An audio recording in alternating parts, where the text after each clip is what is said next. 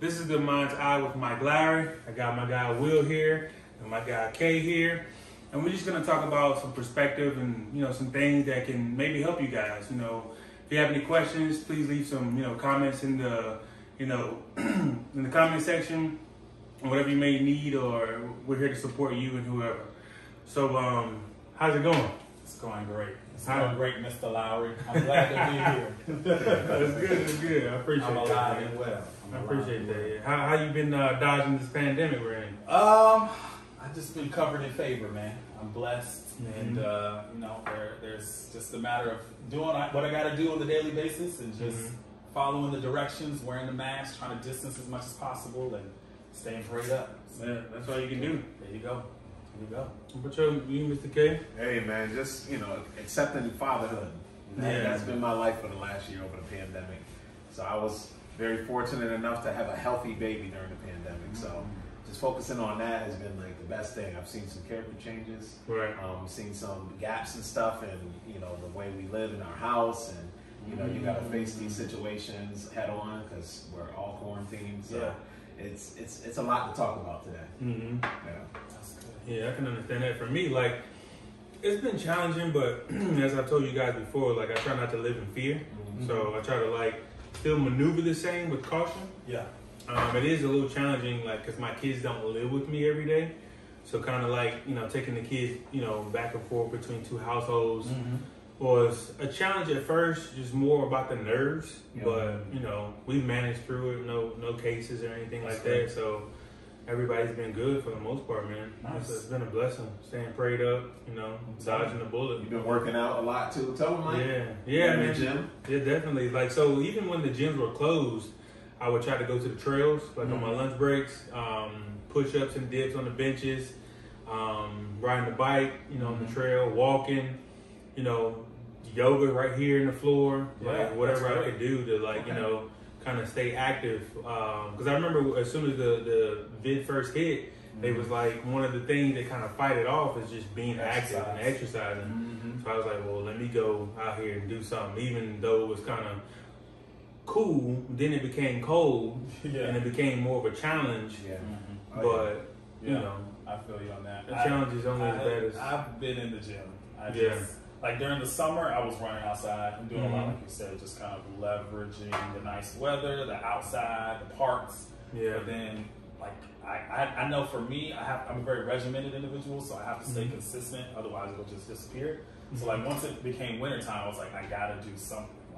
Not exercise for 5 months until it gets warm out again. So I did the gym thing, and I just try to be strategic about it because I don't go Monday through Thursday. I don't go between 4 and 8 o'clock in the evening. I just try to avoid the crowd as much as possible. Yeah. Friday night is a great time to go. So people like me who have no lives and nobody who loves them, you go on Friday night. Come on, man. And nobody's there. It's great. Just do what you gotta do.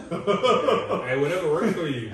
I'm telling you, it's great. Yeah. It's great. I agree. Try to do whatever you can. Head outside if you can. Yeah. It's about that time. It's warm again. Yeah. It's crazy though because in the wintertime you have to work harder outside. Yes. Because it's so much harder to sweat. You know what I mean? But in the summer, your first 5 to 10 minutes, that's it. And if you're in North Carolina, I don't know where people are watching from, but if you're in North Carolina, that humidity hit, all you gotta do is go outside. Yeah, that's you it. Sweat. That's a wrap. So you could really burn some pounds off of that sweat and stuff just being out in this North Carolina heat. And I've been here for 3 years, and that is a fact. Yes, sir. Especially if you're eating right and then you sweating. Yeah, man. You're looking good out here. Yeah, and then winter will hit again. Yeah. But yeah, man, I got some real strong questions for you guys, man. I want to understand some of you guys' perspective about certain things and how you overcame it and what you had to deal with and how you had to overcome some of the challenges. Okay. So one of the biggest things is sacrifice. Well, I ask you, Want to come to me first? Yeah, I mean, you to my left, you go to the left to the right. So if we're playing spades, I'm gonna go to you first. Okay, gotcha. He's dealing them out. Okay, right, yeah. So with that being said, sacrifice. So is there something that you had that you feel like you were holding on to too long, and then when you finally let go of it, you were able to elevate and get to a place that you've been trying to go, but you couldn't because you was holding on to that one thing? That's a good question. It's something that I think, as far as sacrifice, so much of sacrifice for me has been seasonal. Okay. And so I recognize that in certain seasons of life, there are things that I've had to eliminate or minimize in order to be my healthiest self. And so when I'm in seasons of transition, maybe like, I live in North Carolina now. I moved here, it's 2021 now, so it was almost 30 years ago. There were some voices and some relationships that I had to shift and adjust. And it wasn't comfortable because at times the relationships I had with those people were pleasant. The people that I was in a relationship with, I liked. Yeah. But I had to make some adjustments, maybe minimize some of those things, because a part of moving down here was taking a big risk. And so people would tell you, why would you do that? Why would you do this? And you're not thinking this all the way through. And when I have a vision of what I need to do, and all the voices and the noise were kind of distorting my perception of that. So there were seasons where I had to make adjustments in terms of relationally. And then personally, I would say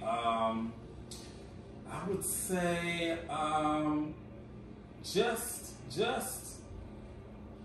the I had to probably sacrifice a little bit of leisure time. I am always in the process of growing personally, but also trying to develop business wise. I have a staffing business. I'm going to be investing in real estate very soon as well. And so I have to sacrifice some of that leisure time where I want to play Madden, or I want to watch movies, or be on Netflix and say, okay, no, I got to read books. I got to get on YouTube. I got to study this. I need to find mentors and coaches and things of that nature so I can learn. So I think for me, times of or seasons of transition and growth have required me to sacrifice some of the things like certain relationships and certain leisurely activities. So I do what I gotta do.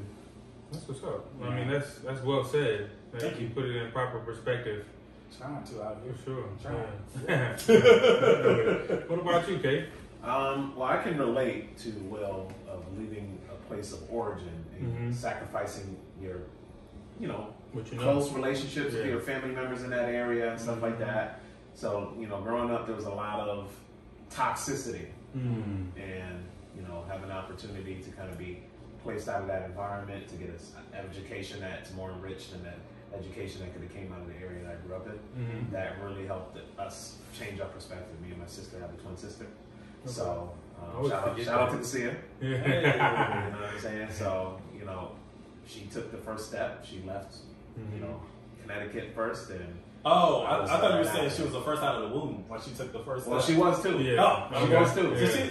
She beat me by a lot of things. She seems like a good teacher. That's my gal right there. That's what we do.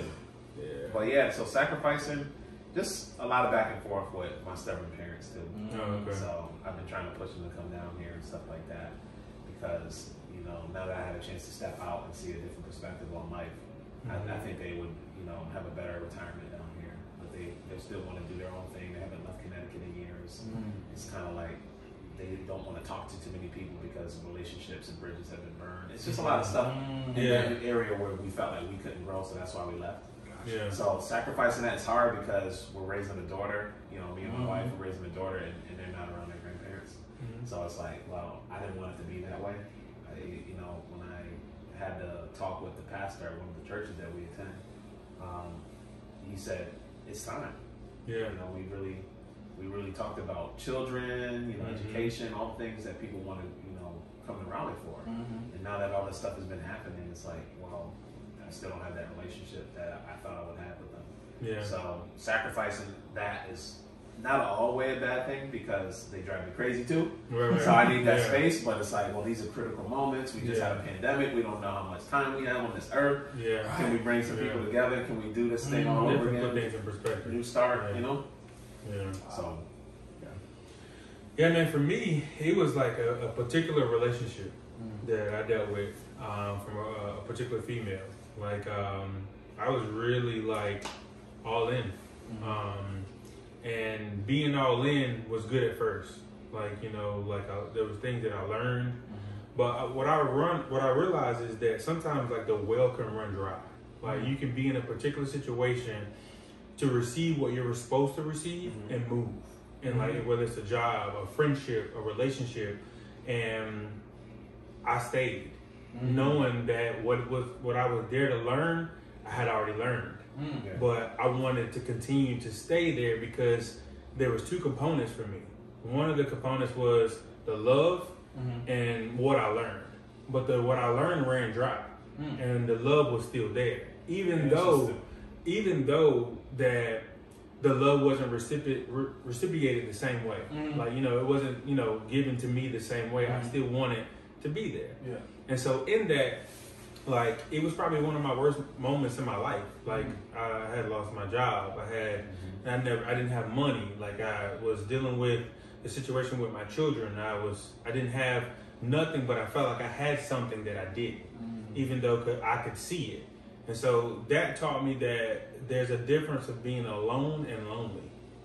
Very true. And so in that moment, I was definitely not alone, but lonely. Interesting. You know what I mean? Is that one of the things you learned? Or? Absolutely. Okay. Yeah. So because like it's one thing to like know words and know the definition of them, but until you understand what they mean, it's a full difference than just knowing the definition. Absolutely. Experience produces a different depth. Absolutely. So based on that, I remember in high school, I was a pretty smart student, but I was studying for a definition test 10 minutes before the class. I memorized what they meant, but I didn't learn the words and the meaning of the words. So into that situation, it taught me a lot. I grew manly in that situation, seriously. And so when I let that situation go, everything in my life started getting better. Everything in my life started getting better. It was 3 years of I would say 1.5 years of just, why am I here, but I'm still here? Even speaking, God telling me, let it go. Yeah. Let it go. I got more over here, but you can't see it because you're still holding on to something that you're not supposed to be holding on to. Gotcha. And so as soon as I let go of it, all the things that I was supposed to do started to come. And that taught me that when we pray and we get our blessings, sometimes we wonder why it's taking so long. God was like, I got it sitting right here, but you're the reason it's taking so long. You know what I mean? And so once I realized that and learned that and let it go, then that's when I was able to kind of maneuver my way into situations where not only I got blessed, I started blessing other people. Gotcha. You know what I mean? In that situation. Wow. So that sacrifice changed my entire life completely. Yeah. You know what I mean? Completely, hands down. I'm curious to know what kept you there despite you said you heard God tell you that it's time to move on, but you stayed anywhere. What specifically was it that despite getting a prompting from God to go elsewhere? So the thing that gets me the most that a lot of people only talk about halfway, when they say God works in mysterious ways, the devil does too. Okay. Right. So preach on it. With that being said, so I thought that the love that I had for that person was enough. So because it looked good, it was probably the most educated, the most beautiful, the most loving and caring when she wanted to be. But on the flip side, she wasn't the person that was supposed to be with me forever. But because of what I could see with my flesh, kept me there. And that's just like Pastor Darius Daniels actually says this, everything good ain't from God. Yeah. So just because she was amazingly attractive and loving and caring when she wanted to be, she wasn't long term. Yeah. You know what I mean? And I needed to let her go so I can get to long term, whether it was a relationship or a career or a better relationship with my children or whatever it was.